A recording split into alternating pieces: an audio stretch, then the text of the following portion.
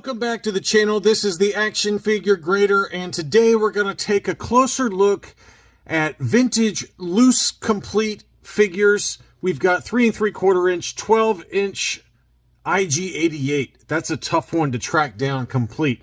And I got a few vehicles. I think I might have a playset or two in here, but just kind of a weird assortment of stuff that's sold here recently on eBay. And I want to say thanks to my Patreon supporters. They allow this channel to be what it is today. Patreon.com/actionfiguregrader is where you can go to sign up to get 24 hours early access to my videos, as well as buy it now alerts for items on eBay, either in buy it nows or at auction.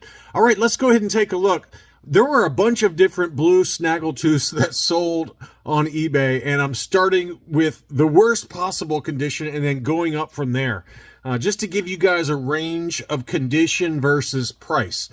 So for those of you out there looking for one, you guys can budget accordingly and get a better idea of how much or how good of a blue Snaggletooth you can get for your money. So here's a rough one. This one is really rough. He's got no paint left on the buckle.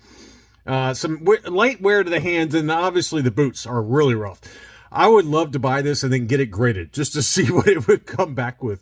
It'd probably come back with like a 30. What's interesting is that the torso discoloration isn't that bad on it relative to some of the others I've seen that have like perfect boots, perfect everything, and then just a greenish torso. So it's slight, it's there, but it's not much. And even still, in this condition, this one sold for $232.50. So that just shows you how expensive he is. And there were a few that sold at Hakes that were AFA 80s or 85s, things like that.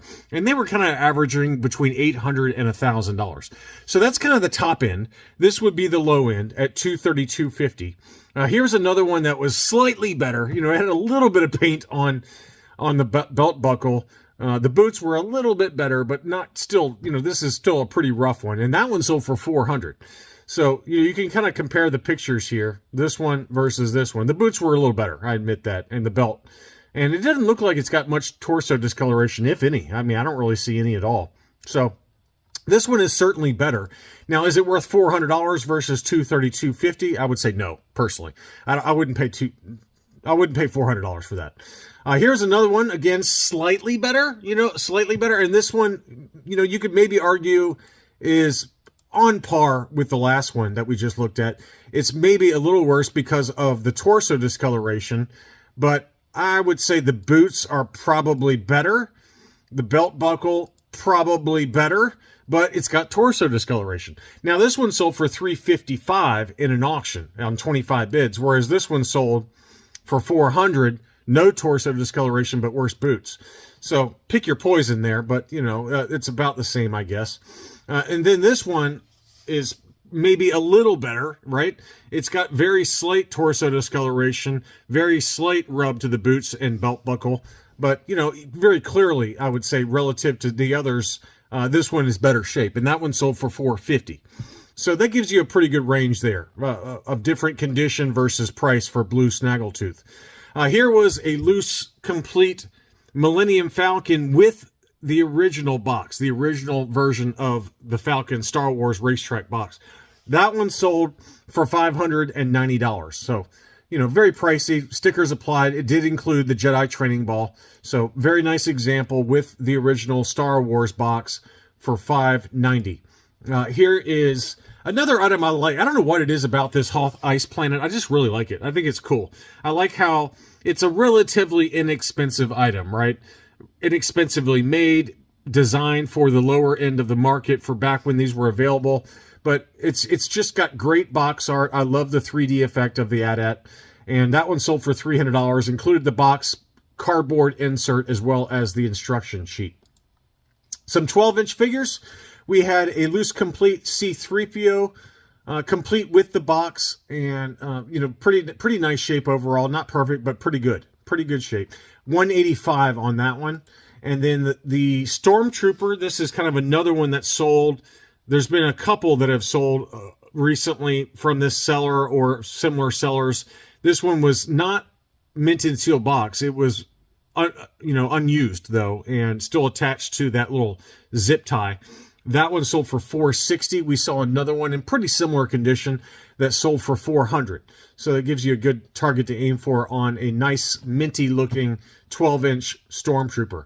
Here's the big boy. This one was down in Australia, and this is a loose complete IG-88. And what's interesting is we saw one here in the US that was CAS 85 loose graded that sold for, I want to say it was around $800. This one's loose complete and sold for $857 US dollars, 1,300 Australian dollars. So very, very nice example. And, you know, I love of the 12-inch figures, clearly the IG-88 is the best because it's 15 inches, right? It's the biggest of the bunch. And I think it's cool that it has those kind of grenades that come off. Why make the grenades come off of the bandolier when you can't really use the grenades inside the weapons that he comes with? So it's a very bizarre item, and I just think it's, to me, looking back at the 12-inch line, it's amazing to me that this was even made, right? All the other, for the most part, the other 12-inch figures make sense, right? They're all kind of key characters, and then all of a sudden you got IG-88 out of nowhere. So it's a bizarre one that I'm really surprised they made. Maybe they were taking advantage of the sculpting and all the kind of details that went into the to the 3 3/4 inch figure. And they were like, well, maybe we can upscale it to a certain extent. And I'm not saying this is an exact replica of the 3 3/4 inch figure, but just everything about the 15-inch IG-88, it strikes me as really bizarre that it was ever made. And it's a very cool item and definitely my favorite of the bunch. Here we had a Max Rebo band, 100% complete. And I'm not saying that the Max is perfect, but he's pretty darn good. I mean, he doesn't have much color fading at all. And that was a very, very clean example for Max Rebo. And that one sold for $236.38 in an auction, 4 bids on that one. Where Max Rebo is a little rougher, you know, starting to fade on the arms and on the head, you might get under $200 now for a loose complete one. Just make sure that it's a trusted seller, because there's a lot of repro for the flute and the microphones out there. So just make sure that you're buying from somebody who's trusted. Here's a really weird one. I don't know what to make of this one, but this was a Hong Kong squid head, and it was advertised as a red-brown cape. Now, I don't know. I don't know what's going on this cape, whether it had been dyed or what, because it's not the burgundy cape squid head Lily Letty version. This is a Hong Kong that is definitely not the, you know, I looked at it versus my Lily Letty burgundy cape version. It's not what this is. So I think personally this was dyed. This is not discoloration. You don't see the cape discolor to this bright of a red, especially the collar. So I think that somebody dyed it and then sold it on, and it's bizarre, but it's pretty cool. But I don't know if I'd pay $195 for it. It's just, to me, I think it had been dyed. That's what I think is good. Usually when the brown cape discolors, we've talked about that in past loose complete videos, it discolors to like an orange color. But this is like a deep red and then a bright red for the collar. So I think that this has been manipulated somehow. But anyway, it did sell for $195. Some last 17, we had the Imperial Gunner loose complete with the coin. That sold for $400. That's a pretty big number there. And I would argue that's probably an overpay. It had quite a bit of rub to the belt buckle. And, you know, to me, I've seen them loose graded sell for about this price. So just be careful to overpay and buy it now situations. Here was the EV9D9. That one sold for $300. Probably about right. I mean, you might get under $300 if you're patient, but this was a really clean example and did sell, and buy it now for $300. A couple of different loose complete Lukes sold with different card backs. First is the Tri-Logo card back. That one sold in the UK for 280 pounds, which is $355 US dollars. I'm assuming that it's the Black Blaster. Looks like it to me. And then this one sold here in the US for $529.97. Again, loose complete with the coin, blaster, and the card back, the Power of the Force card back. And it was a pretty nice example. It wasn't perfect, but it's pretty nice for $530 on that one. the Imperial Shuttle, yet another example here. This one sold for $400, loose complete with the box. And then here was a loose complete example without the box that sold for $332 in an auction. And it was very clean. You know, you could maybe argue that that central fin has light yellowing to it. It could just be shadows, though, from the the folded over fin kind of covering it. But it looks like it might be slightly yellow to me, but it's very faint. But that still sold for $332, which is a pretty big number.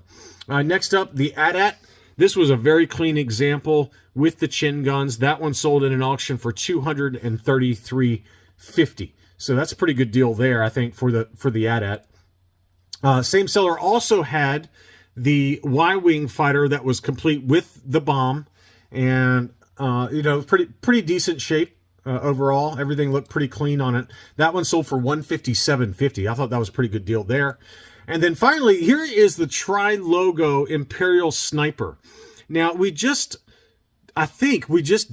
just document one of these that was on the U.S. Power of the Force card back? That was AFA 50, and it had a cracked blister, and maybe that video hasn't released yet, but I know that there's one that AFA/CIB sold in an auction. It was an AFA 50, and it was not the Tri-Logo version, okay? But it sold, I don't remember what it sold for, but it was like $400 or $500. And this one is loose complete. Now, admittedly, it includes the harder to find Tri-Logo box with a used sticker sheet and kind of a stained instruction sheet.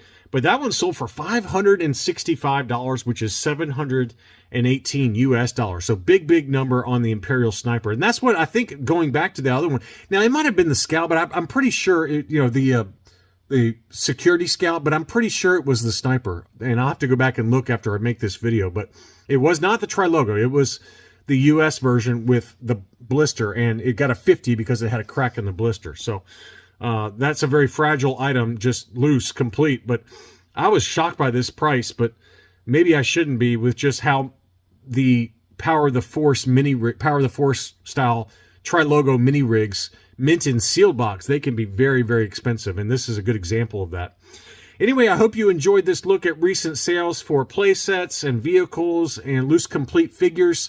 Please leave me a like if you enjoyed this video. Thank you as always for watching, and I'll be back soon.